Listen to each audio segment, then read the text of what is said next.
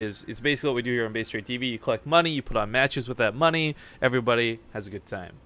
But spawning here in the top right corner of the map, he's down one in the series. It is a best of 5. The pink Terran player, Beastqt. And in the bottom, spawning red, is going to be Team Liquid's red Zerg player, Dr. Dario, better known as TLO. Now, I saw some questions in chat last game, people asking, like, is Dr. Dario TLO? And I'm hoping that was a little more obvious. But if that persists, I guess I can put his name on the overlay later. I just feel like it's Dario. Everyone knows Dario's TLO. Yada, yada, yada. Anyways, the following matchups today, again, stressing, we're going to have this best of 5 play out, fast, short, I don't know, but the winner, or sorry, not the winner, when TLO wins or loses, regardless, he will play against Hart afterwards, so he's got 2 ZVTs he's playing today, and hopefully not giving away too much information in this first one, as Hart may be watching. Meta Word in chat asking, anyone know if Riff can play the StarCraft 2 campaigns? Fuck yeah, I did, man. I fucking love the StarCraft 2 campaigns. I am so stoked for Legacy of the Void. I know everyone wants to see, like, multiplayer and all this stuff. I'm like, we've been doing the beta. I actually really want to play that campaign. I want to see the Spear of Adun, alright? I'm not going to go far enough to say that I'm, like, a big lore nerd, because I'm not. But I do love the campaign. I love the story mode. I love everything about it, and it's always really fun seeing things like the Diamondbacks, because you're like, why aren't these in multiplayer? That would be so cool. Although I guess we in essence almost did get the Diamondback. That's more or less what the Cyclone is. Really, just movie shooty pew pewy. But checking the update here on MATCHERINO, we're up to $65 for the match, guys. So, again, we've had some people donate some actual dollars. Again, thank you to Minty Fizz and Bad Decaf. But the rest of you guys throwing in $1 at a time. Again, it's freebie stuff. In fact, that number's rising as I speak because the stream delight's already up to like $70 now. So thank you guys so much for being awesome about helping these guys get some more money. Because remember, it's the website paying this out. It's not you. It's not the viewer. You're not donating any money yourself. And MATCHERINO.com, do some cool stuff. Anyways, double Reapers. We've actually seen BC do this. So go 4 Reapers usually off of this, what we've seen in the past. But he actually skips that to go for the faster... Well, no, not going to go for a faster factory, I guess. Just a little bit lacking in gas.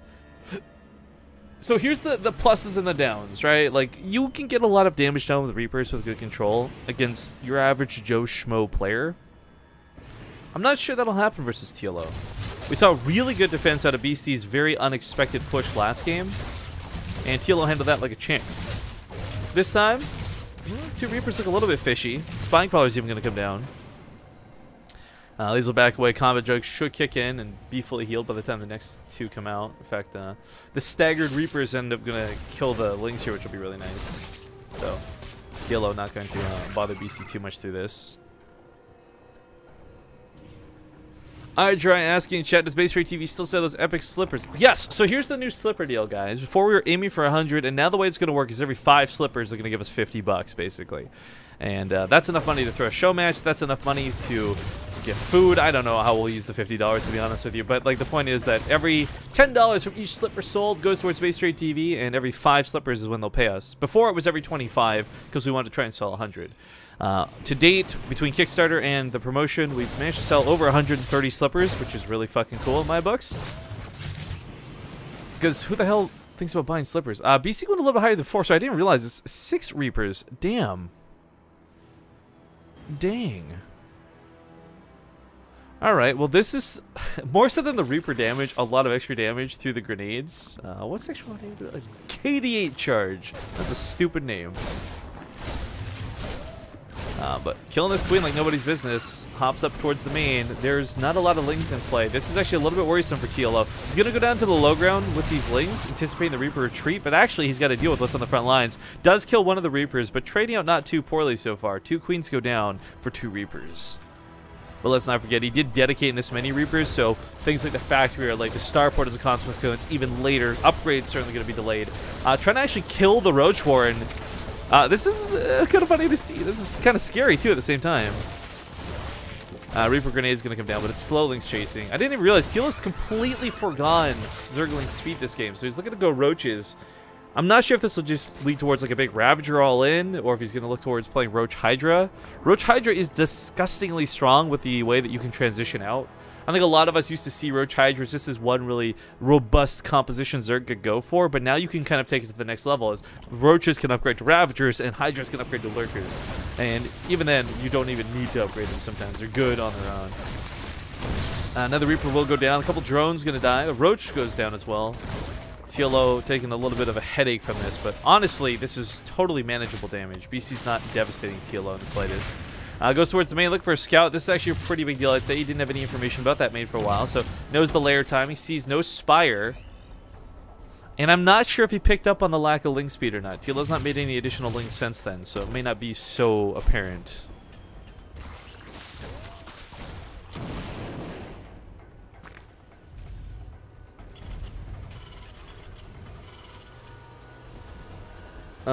Trying to figure out the question. I'm not sure I understand this. Someone's saying, why can someone explain that to me? We don't donate to MATCHERINO and they get money. So the way this works right now is this is all promotional stuff. Every $1 code that goes into it, every actual dollar value is good, and that creates the prize pool for the players. I can't say this because I'm not speaking on their behalf, but I'm pretty sure that if they see, hey, shit, we convinced like 400 people to use our promo code, people now know about the website, you know? Like, normally, the guy came on and he explained it for those who missed it earlier. Normally what they would do is take about a 15% cut, and the rest of everything else would go towards the streamers, facilitation, etc. But because this is promotional stuff, all of everything today goes towards the players. So if you donate $5 to the website, $5 goes to the players. If you use the promo code for $1, goes to the players, and so forth, and so forth, and so forth. So I'm really, that's why I've got no problem helping promote the shit out of this, guys, because you're basically giving people money, which is always nice. Roach is going to come bust the front, but there's actually an opening towards the south. Doesn't take advantage of it. BC also picking up here in siege tanks, but his army count really low. Now, a lot of this is due to the problem that is the inflation. You know, Roaches are not supply efficient, but it's still 101 army value to 51. BC's got upgrade zone, he's got tanks, he's got units that are super effective. You know, he's a Squirtle, Dario is a Charmander. Like, it's not so bad to deal with right now. But this gets worse as time goes on. More Ravagers come into play, more Lurkers come out, upgrades start kicking in finally.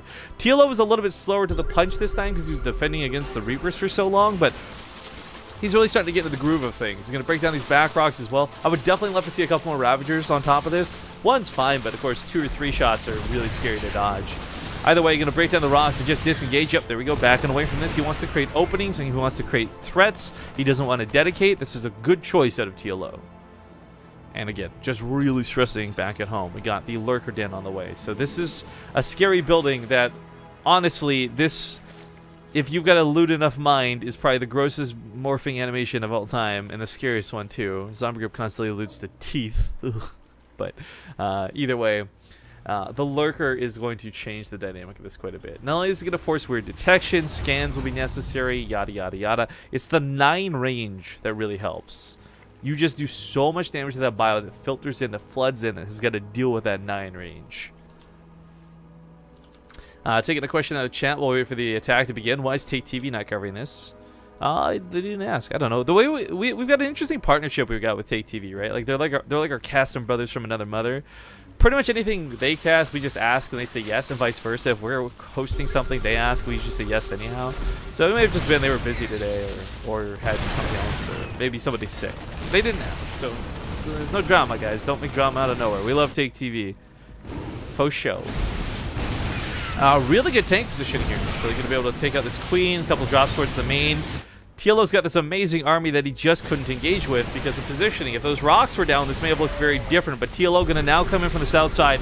All he's got to do is buy time for a couple of these Lurkers to burrow. They burrow a little out of range, but they get about a spike or 2 off. Meanwhile, main base under attack and under assault, losing a lot of workers while this goes on.